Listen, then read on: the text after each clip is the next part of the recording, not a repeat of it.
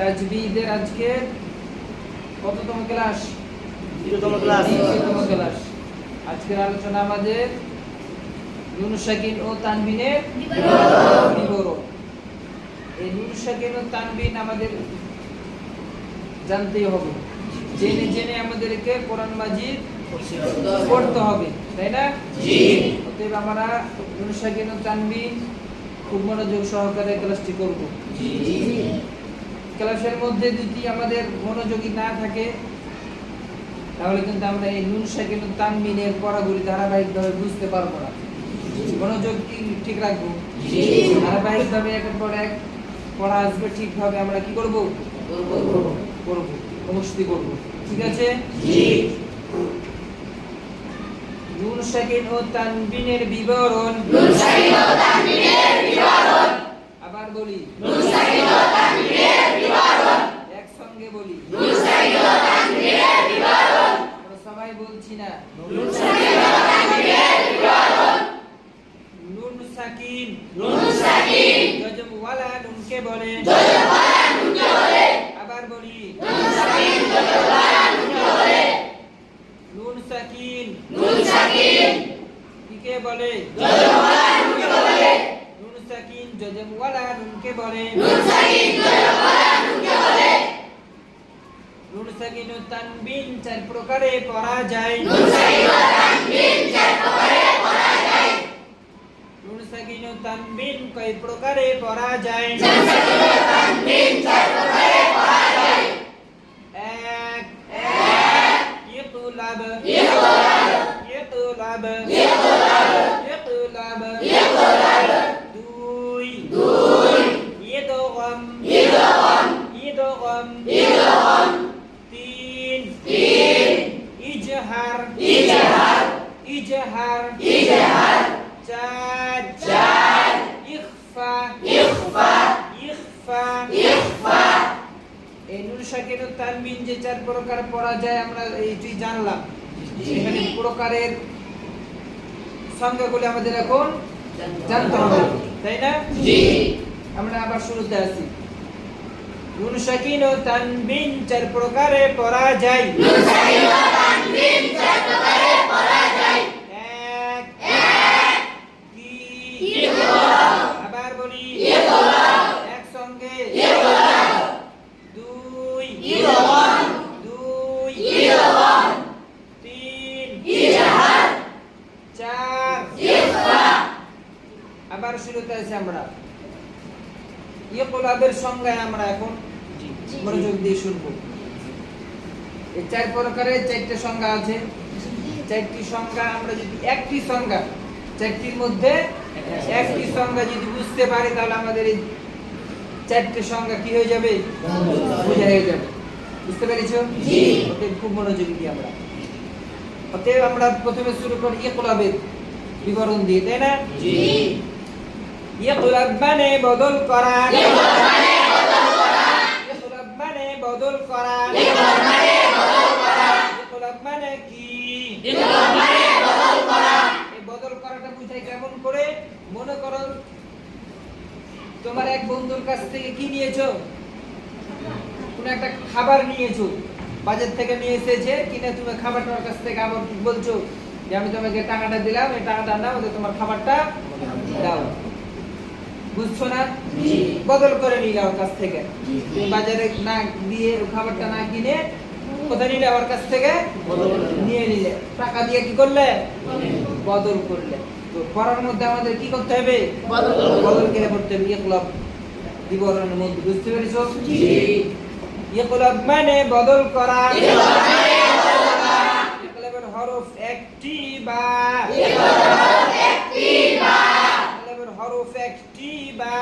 ইকলাবের হরফ একটি বা। এখানে খুব মনোযোগী দিই। নুন সাকিন ও তানবিনের বামে। নুন সাকিন ও তানবিনের বামে। কিসের বামে?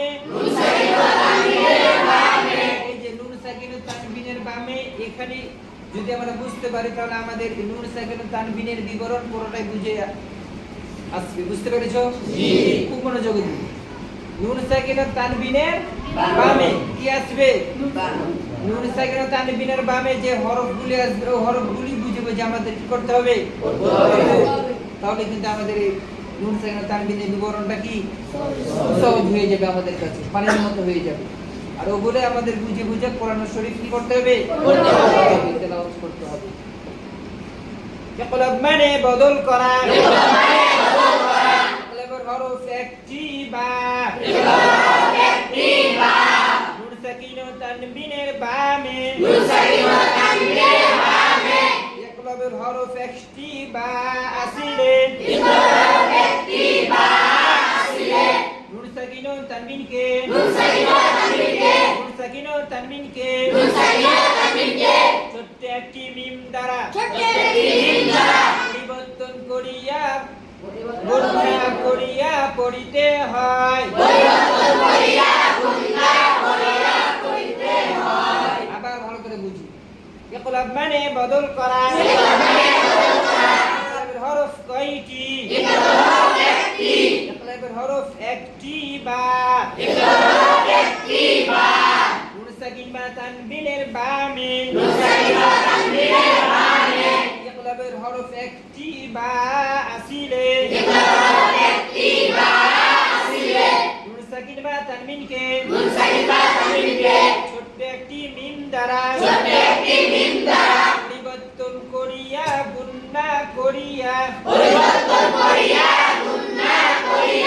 পড়িতে হয়। যেমন খুব মনোযোগ দিই। বিযামবিহিম, বলুন তো এখানে কি ছিল? জালের পরে কি ছিল? হরফ বা ছিল। কি ছিল? বা ছিল। এখন আমরা এখানে কি করে পড়লাম? গুণনা করে পড়ছি, বদল করে পড়ছি। জালের পরে নুন ছিল। কি ছিল? নুন ছিল। এখন এই নুনটা কি করে পড়ছি আমরা?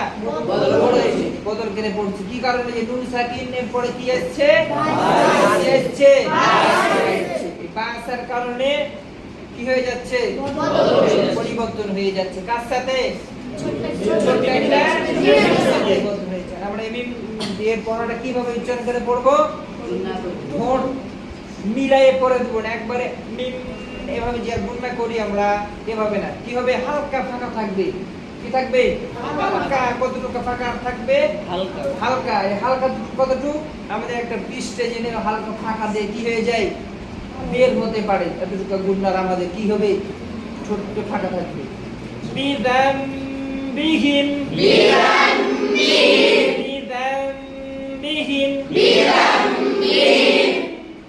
এরপর আমরা আসি ইদগামের পরিচয়, ইদগামের বিবরণী।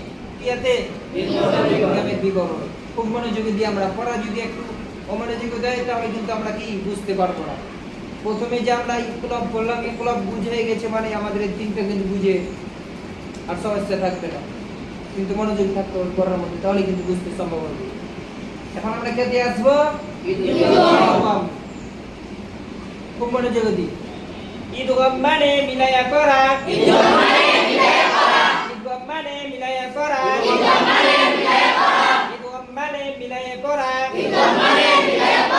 ইদগামের হরফ কয়টি?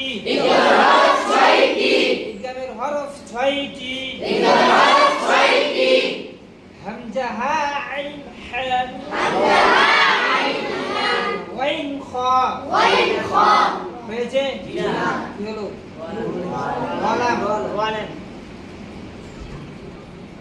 ইদগাম মানে মিলায়ে পড়া, ইদগামের হরফ ছয়টি। ইয়া, মিম, ওয়াও, নুন, রা, লাম। ইয়া, মিম, ওয়াও, নুন, রা, লাম। ইদগাম কয় প্রকার? ইদগামে বাগুন্না, ইদগামে বেলাগুন্না। ইদগামে বাগুন্নার পরিচয়, নুন সাকিন বা তানবিনের বামে, ইদগামে বাগুন্না চার হরফের যে কোনো হরফ আসিলে, ইদগামে বাগুন্নার চার হরফের যে কোনো হরফ আসিলে,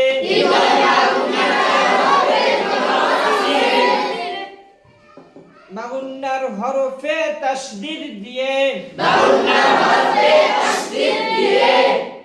গুন্নার সহিত মিলাইয়া পড়িতে হয়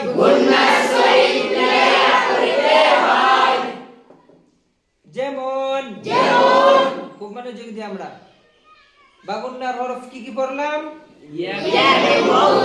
এখন আমরা ইয়া দিয়ে পড়ি ইয়া দিয়ে আমরা একটা হরফ উচ্চারণ করি আইয়াশা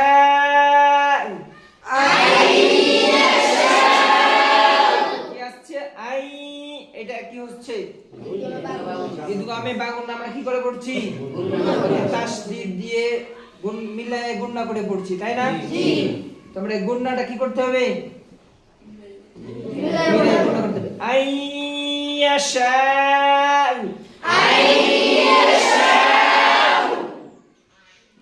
ইদগামে বেলাগুন্নার পরিচয়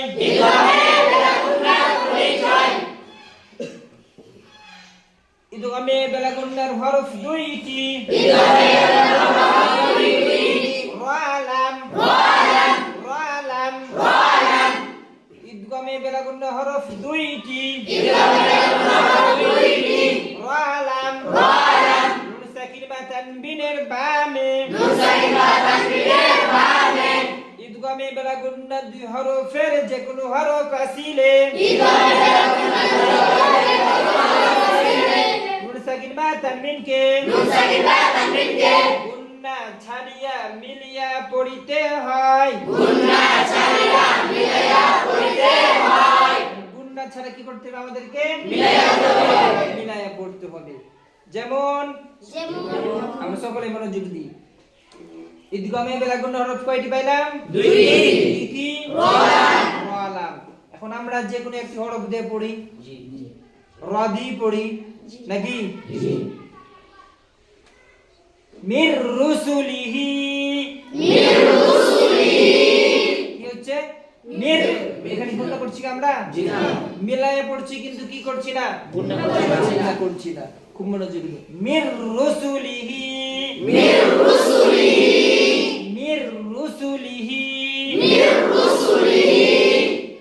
এরপরে আছে আমরা ইজহারের পরিচয় কিসের পরিচয় ইজহারের পরিচয় ইজহার মানে স্পষ্ট করিয়া পড়া ইজহারের হরফ 6টি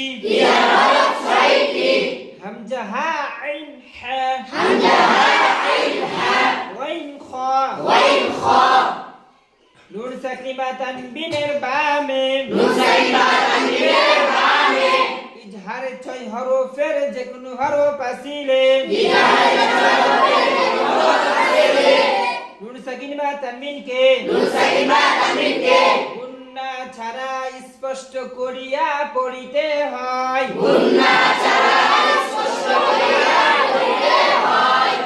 যেমন আমরা কয়টি হরফ পেলাম কয়টি কি কি হামজা হা আইন হা ওয়াইন খ এখন আমরা এই 6টি হরফের মধ্যে থেকে যে কোনো একটি হরফ দিয়ে আমরা একটি হরফ উচ্চারণ করি স্পষ্ট করে তাই না আমরা যে কোনো একটি হরফ দিয়ে করি ওয়াইন দিয়ে করি কি দিয়ে ওয়াইন দিয়ে করি সকালে মনোযোগী দিয়ে ওয়াইন দিয়ে উচ্চারণ হচ্ছে দেখো আজরুন গায়রু আজরুন রাবি পেশ এই যে এখানে নুন সাকিন বা তানবিনের কি আসছে নুন সাকিনের পরে না এখানে তানবিনের পরে কি আসছে ওয়াইন আসছে ওয়াইন কিসের হরফ ইজহারের হরফ এখানে আমরা কি করছি স্পষ্ট করে আমরা গুণনা করতে পারবো কি পারবো না গুণনা করলে আমাদের কি গুণ হবে লাহানে খফি লাহানে খফি কি হবে লাহানে খফি হবে বুঝতে পেরেছি কি আমরা খুব মনোযোগী রাখতে হবে যদি পড়ার মধ্যে এরপর আমরা আসি কিসে ইখফার পরিচয় ইখফা মানে গোপন করা ইখফার হরফ 15টি 15টি হরফ অনেকটি হরফ তাই না আমরা একসাথে পড়তে গেলে আমাদের কি ঝামেলা হয়ে যেতে পারে, উল্টো পাল্টা হয়ে যেতে পারে। তাই আমরা এই হরফটিকে 3 ভাগে ভাগ করে পড়ব। কিভাবে? 3 ভাগে। কয় ভাগে? 3 ভাগে। খুব মনোযোগী দিন। ইকফার রূপণটি আমরা 3 ভাগে ভাগ করছি, সকলেই পড়ি। তা সা জিম দাল জাল জা। তা সা জিম দাল জাল জা। সিন শিন সাদ দাদ তা যা। সিন শিন সাদ দাদ তা যা। ফা কফ কাফ। ফা কফ কাফ। ফা কফ কাফ। ফা কফ কাফ। ফা কফ কাফ। ফা কফ কাফ। হয়েছে আমাদের? জি। তা সা জিম দাল জাল জা। তা সা জিম দাল জাল জা। সিন শিন সাদ দাদ তা যা। সিন শিন সাদ দাদ তা যা। ফা কফ কাফ। ফা কফ কাফ। নুন সাকিন বা তানবিনের বামে। নুন সাকিন বা তানবিনের বামে। ইখফার 15টি হরফের যে কোনো হরফ আসিলে। ইকফার 15টি হরফের যে কোনো হরফ আসিলে। নুন সাকিন বা তানবিনকে। নুন সাকিন বা তানবিনকে। নাকের ভিতর লুকায়া। নাকের ভিতর লুকায়া। কি করে? নাকের ভিতর লুকায়া। লুকায়া কিংবা গোপন করে গুন্না করিয়া পড়িতে হয়। গুন্না করিয়া পড়িতে হয়। যেমন যেমন। একটা আমরা উদাহরণ দিই নাকি? জি। নুন সাকিনের পরে তা দিয়ে একটা উদাহরণ দিই আমরা, প্রথম হরফ দিয়ে। আংতা। আনতা। হলো গুন্না। জি। নুন সাকিনের পরে কি এসেছে? তা এসেছে। তা কিসের হরফ? ইকফার। ইকফার হরফ। 15টি হরফের মধ্যে একটি হরফ, তাই না? জি। আংতা। আনতা। এখন আমরা অল্প কয়েক মিনিটের মধ্যে এই নুন সাকিন ও তানবিনের পড়াটি বুঝি। এখন শুধু বিস্তারিত বলা হলো, এর মধ্যে হয় ঈদগামে বিস্তারিত আলোচনা আছে, ওগুলা বলা হয়নি। যতটুকু পড়লে আমাদের প্রয়োজন পূরণ হয়ে যাবে ততটুকুই পড়া হলো। কিন্তু এখন একটু মনোযোগ দিই যে নুন সাকিন ও তানবিনের পড়াটা খুব অল্পতে বুঝে নিন। নুন সাকিন ও তানবিনের পরে 8টা যদি হরফ আছে, কয়টি হরফ? 8টি হরফ আছে। এই 8টি হরফ যদি আসে গুণনা হবে না। এই 8টি হরফ ছাড়া বাকি যতটি হরফ আছে সবটিতে কি করতে হবে? গুণনা করতে হবে। বুঝা গেল? নুন সাকিন এতটুকু। নুন সাকিন ও তানবিনের কি পরিচয় হচ্ছে এইভাবে, এতটুকু, এত সহজে যে নুন সাকিন ও তানবিনের পরে এই যে 8টি হরফ আছে, এই হরফটিকে হরফে কি বলে? হলকি বলে। কি বলে? হলকি বলে। এই হরফ এই 8টি ছাড়া বাকি যে ব্যক্তি দিয়ে গুণনা করতে হবে। 8টি হরফ আমরা জেনে নিই, তাহলে তো আমাদের সহজ হয়ে যায়, তাই না? জি। 8টি হরফের মধ্যে 6টি হরফ হচ্ছে কি? আরে 6টি হরফ। কয়টি হরফ? 6টি হরফ। কি কি? খ। বুঝতে পেরেছি? জি। এই 6টি হরফ। আর 2টি হরফ হচ্ছে ইদগামে। 2টি হরফ। কয়টি? 2টি। কি কি? লাম। তো কয়টি হলো টোটাল? 8টি। এই 8টি হরফ ব্যতীত যতটি হরফ আসবে ব্যক্তিটি কি করতে হবে? নুন সাকিন ও তানবিনের পরে গুণনা করতে হবে। বুঝতে পেরেছো? জি। এই নুন সাকিন ও তানবিনের খুব সহজে পড়াটা বোঝা গেল না? জি। বুঝতে পেরেছি না? জি। যে আমরা যদি নুন সাকিন ও তানবিনের পরে এই 8টা ব্যতীত হরফ পাই, এই 8টা বাদে হরফ পাই, তাহলে কি করব আমরা? গুণনা করব। মনে থাকবে? জি। আজকের ক্লাসে কিন্তু কি আমরা খুব মনোযোগ দিয়ে প্রত্যেকটা ক্লাস কিন্তু কি করব? করব। ঠিক আছে? জি। ইনশাআল্লাহ। ইনশাআল্লাহ।